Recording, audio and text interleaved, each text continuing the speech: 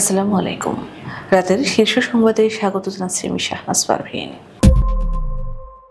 নির্বাচনের মাধ্যমে নির্ধারণ হবে আগামীর বাংলাদেশ কোন দিকে যাবে, ইসির সংলাপে বক্তারা।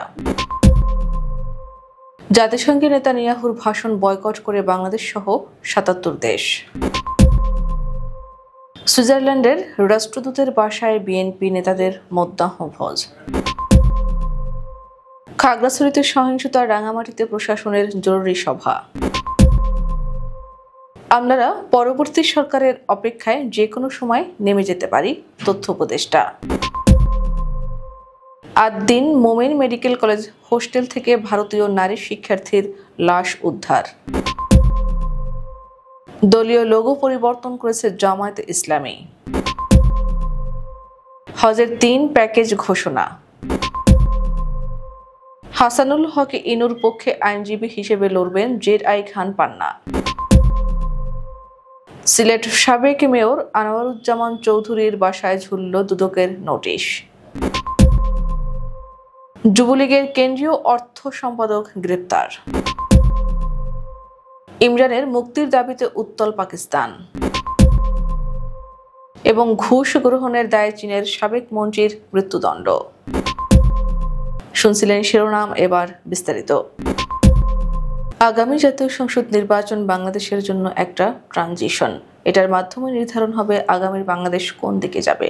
রোববার রাজধানীর আগারগাঁওয়ের নির্বাচন ভবনে বুদ্ধিজীবী ও সুশীল সমাজের প্রতিনিধির সঙ্গে ইসির নির্বাচনী সংলাপে এসব কথা বলেন সাবেক রাষ্ট্রদূত হুমায়ুন কবির। এ সময় নির্বাচন কমিশনারদের উদ্দেশ্যে তিনি বলেন, আজকে আপনারা যে চ্যালেঞ্জের মধ্যে আছেন সেটা নিয়েই আপনাদের দায়িত্ব পালন করতে হবে। এটা সুচারুভাবে পালন করবেন সেটা কিন্তু মানুষ দেখতে চায়। তবে আপনারা একটা ভালো নির্বাচন করতে পারবেন বলে আমি মনে করি। চট্টগ্রাম বিশ্ববিদ্যালয়ের অবসরপ্রাপ্ত রাজনীতি বিজ্ঞান বিভাগের অধ্যাপক ডক্টর মোহাম্মদ ইয়াহিয়া আক্তার বলেন, এমন একটা পরিস্থিতিতে আপনারা নির্বাচন করতে চাচ্ছেন, সেটাকে এক কথায় বলা যায় ভয়ঙ্কর পরিস্থিতি। এই পরিস্থিতিতে যদি আপনারা সুষ্ঠু নির্বাচন করতে পারেন তাহলে আপনাদের নাম স্বর্ণাক্ষরে লেখা থাকবে ইতিহাসের পাতায়। জাতিসংঘের সাধারণ পরিষদ অধিবেশনে দখলদার ইসরায়েলের প্রধানমন্ত্রী বেনিয়ামিন নেতানিয়াহুর ভাষণের সময় ব্যাপক বয়কটের দেখা মেলে। নেতানিয়াহু ভাষণ দিতে পোডিয়ামে চড়ার সময় অধিবেশন কক্ষ ছেড়ে যান বিভিন্ন দেশের কূটনীতিক ও প্রতিনিধিরা। ইসরায়েলি প্রধানমন্ত্রীর ভাষণের সময় বাংলাদেশের প্রতিনিধিরাও অধিবেশন কক্ষে ছিলেন না। তারা ইসরায়েলি কর্মকর্তাদের বরাত দিয়ে জানিয়েছে, জাতিসংঘের সাধারণ পরিষদে নেতানিয়াহুর ৪১ মিনিট দীর্ঘ ভাষণের সময় অধিবেশন কক্ষে বাংলাদেশ সহ ৭৭টি দেশের আসন ফাঁকা ছিল। তাদের দাবি, এই ৭৭টি প্রতিনিধি দল হয়তো সভাকক্ষে উপস্থিতি হননি কিংবা নেতানিয়াহুর বক্তব্য শুরু হতে হল থেকে বেরিয়ে যান। বর্জনকারীদের মধ্যে ছিল ইসরায়েলের ৪ প্রতিবেশী মিশর, জর্ডান, লেবানন ও সিরিয়া। এছাড়াও সৌদি আরব, তুরস্ক ও ইরানও অংশ নেয়নি। ঢাকায় নিযুক্ত সুইজারল্যান্ডের রাষ্ট্রদূত রেতো রেঙ্গলির বাসভবনে মধ্যাহ্নভোজ করেছেন বিএনপি নেতারা। রোববার দুপুরে রাজধানীর গুলশানে রাষ্ট্রদূতের বাসভবনে এই ভোজের আয়োজন করা হয়। বিএনপির মিডিয়া সেল থেকে পাঠানো এক বার্তায় এ তথ্য জানানো হয়েছে। এ সময় পারস্পরিক শুভেচ্ছা বিনিময়ের পাশাপাশি সংসদ নির্বাচন নিয়ে উভয় পক্ষের মধ্যে আলোচনা হয় বলে বার্তায় জানানো হয়। বিএনপির প্রতিনিধি দলে উপস্থিত ছিলেন স্থায়ী কমিটির সদস্য আমির খসরু মাহমুদ চৌধুরী, সাংগঠনিক সম্পাদক শামা ওবায়েদ, আন্তর্জাতিক সম্পর্ক বিষয়ক সম্পাদক ব্যারিস্টার নাসির উদ্দিন আহমেদ অসীম, চেয়ারপারসনের পররাষ্ট্র বিষয়ক বিশেষ পরামর্শ কমিটির সদস্য ইসরাফিল খসরু। খাগড়াছড়ির সৃষ্ট ঘটনা নিয়ে রাঙামাটিতে বিশেষ আইনশৃঙ্খলা সভা অনুষ্ঠিত হয়েছে। রোববার বিকেলে জেলা প্রশাসকের অফিস কক্ষে এই জরুরি সভা অনুষ্ঠিত হয়। রাঙামাটি জেলা প্রশাসক মোহাম্মদ হাবিব উল্লাহর সভাপতিত্বে সভায় আরও উপস্থিত ছিলেন police super doctor Farhad Hossain, অতিরিক্ত জেলা ম্যাজিস্ট্রেট জোবায়দা আক্তার, কেন্দ্রীয় বিএনপির সহধর্ম বিষয়ক সম্পাদক দীপেন দেওয়ান, জেলা বিএনপির সাধারণ সম্পাদক অ্যাডভোকেট মামুনুর রশিদ মামুন, বাংলাদেশ মানবাধিকার কমিশনের সাবেক সদস্য ও রাজবন বিহারের সহ সভাপতি নিরূপা দেওয়ান, জেলা জামায়াতের নায়েবে আমির মাওলানা জাহাঙ্গীর, রাঙামাটি প্রেস ক্লাবের সভাপতি আনোয়ার আল হক সহ অন্যান্য। আলোচনা সভা শেষে থেকে জানানো হয়, খাগড়াছড়িতে সহিংস ঘটনার প্রেক্ষিতে পাহাড় জুড়ে স্থানীয়দের মধ্যে আতঙ্ক ছড়িয়ে পড়েছে। এ নিয়ে আইনশৃঙ্খলা বাহিনী অতিরিক্ত সতর্ক অবস্থানে রয়েছে। গুজব ছড়িয়ে সম্প্রদায়কে বিনষ্টকারী যেই হোক না কেন তার বিরুদ্ধে কঠোর আইনি পদক্ষেপ গ্রহণ করা হবে। তথ্য উপদেষ্টা মাহফুজ আলম বলেছেন, আমলারা এখন পরবর্তী সরকারের অপেক্ষায় আছেন, আর আমি অপেক্ষায় আছি কখন নেমে যাব। রোববার সিরডাপ মিলনায়তনে এক অনুষ্ঠানে তিনি একথা বলেন। সিরডাপ মিলনায়তনে গণমাধ্যমের স্বনিয়ন্ত্রণ ও অভিযোগ ব্যবস্থাপনার রাজনৈতিক ও নীতিগত দৃষ্টিভঙ্গি শীর্ষক এক গোলটেবিল আলোচনার আয়োজন করে centre for governance studies CGS. অনুষ্ঠানে সম্মানিত অতিথি ছিলেন অন্তর্বর্তী সরকারের তথ্য ও সম্প্রচার এবং ঢাকা টেলিযোগাযোগ ও তথ্য প্রযুক্তি মন্ত্রণালয়ের উপদেষ্টা মাহফুজ আলম। তথ্য উপদেষ্টা বলেন, মে মাস থেকে অনেকে আমাদের পদত্যাগের দাবি করছেন, তাই গত 2 মাস ধরে অপেক্ষায় আছি কখন নেমে যাব। আমি খুব কম সময়ের জন্য দায়িত্ব নিয়েছি, স্বল্প সময় যতটুকু করা সম্ভব সেটা করছি। তবে আমাদের বয়স ও অভিজ্ঞতা কম, জনগণ নিশ্চয়ই এজন্য আমাদের ক্ষমা করবে।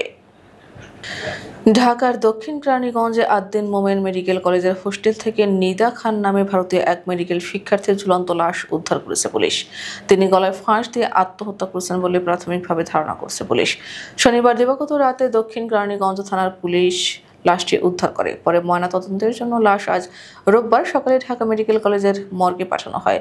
মৃত নিদা খানের বাড়ি ভারতের রাজস্থানে। তার বাবার নাম আব্দুল আজিজ খান। আদ্দিন মোমেন মেডিকেল কলেজের MBBS 2023-24 শিক্ষাবর্ষের শিক্ষার্থী তিনি। বাংলাদেশ জামায়াত ইসলামীর লোগো পরিবর্তন করা হচ্ছে। আগামী কয়েকদিনের মধ্যে আনুষ্ঠানিকভাবে প্রকাশ করা হতে পারে দলের নতুন লোগো। জামায়াত ইসলামীর দলীয় সূত্রে জানা গেছে, দলটির প্রতীক দাঁড়ি পাল্লা ঠিক রেখে কিছুটা জাতীয় পতাকার আদলে তৈরি হতে পারে নতুন এই লোগো। রোববার সকাল 9টায় রাজধানীর বসুন্ধরা জামায়াত আমিরের কার্যালয়ে আসেন ঢাকায় নিযুক্ত স্পেনের রাষ্ট্রদূত গ্যাব্রিয়েল সিস্তিয়াগা ওচোয়া দে চিনক্রেস। এ সময় তিনি জামায়াত আমির ডাক্তার শফিকুর রহমানের সঙ্গে সৌজন্য সাক্ষাৎ করেন। সেখানে জাতীয় পতাকার আদলে জামায়াতে ইসলামের একটি নতুন লোগো দেখা যায়। এরপর জামায়াতের লোগো নিয়ে নানান আলোচনা শুরু হয়। সরকারিভাবে 2026 সালের পবিত্র হজের জন্য 3টি প্যাকেজ ঘোষণা করেছে ধর্ম মন্ত্রণালয়। এবার বাংলাদেশ থেকে মোট 1,27,198 জন হজ পালন করতে পারবেন। রোববার ধর্ম মন্ত্রণালয়ের সভাকক্ষে প্যাকেজ ঘোষণা করেছেন ধর্ম উপদেষ্টা আফামা খালিদ হোসেন। সরকারি হজ প্যাকেজ 1 6,90,597 টাকা, প্যাকেজ 2 5,58,881 টাকা, প্যাকেজ 3 4,67,167 টাকা। ধর্ম উপদেষ্টা আফামা খালিদ হোসেন জানান, এবছর হজযাত্রীদের সুবিধার্থে বিমান ভাড়া কমানো হয়েছে। গত বছর ভাড়া ছিল 1,67,820 টাকা, এবার তা কমিয়ে 1,54,830 টাকা নির্ধারণ করা হয়েছে। বৈষম্য বিরোধী ছাত্র আন্দোলন চলাকালে কুষ্টিয়ার 7 হত্যাকাণ্ডের ঘটনায় মানবতাবিরোধী অপরাধের মামলার আসামি জাতীয় সমাজতান্ত্রিক দলের সভাপতি হাসানুল হক ইনুর পক্ষে আইনজীবী হিসেবে লড়বেন সুপ্রিম কোর্টের জ্যেষ্ঠ আইনজীবী জেড.আই খান পান্না। রোববার আন্তর্জাতিক অপরাধ ট্রাইব্যুনালের সামনে সাংবাদিকদের সঙ্গে আলাপকালে আইনজীবী নিজেই একথা জানান। এর আগে তিনি হাসানুল হক ইনুর সঙ্গে দেখা করেন। এরপর ইনুর পক্ষে আইনি লড়াই করার জন্য ট্রাইব্যুনালে ওকালতনামা দাখিল করেন জেড.আই খান পান্না। সিলেট সিটি কর্পোরেশনের সিসিক সাবেক মেয়র আনোয়ারুজ্জামান চৌধুরীর বাসায় নোটিশ ঝুলেছে দুর্নীতি দমন কমিশন দুদক।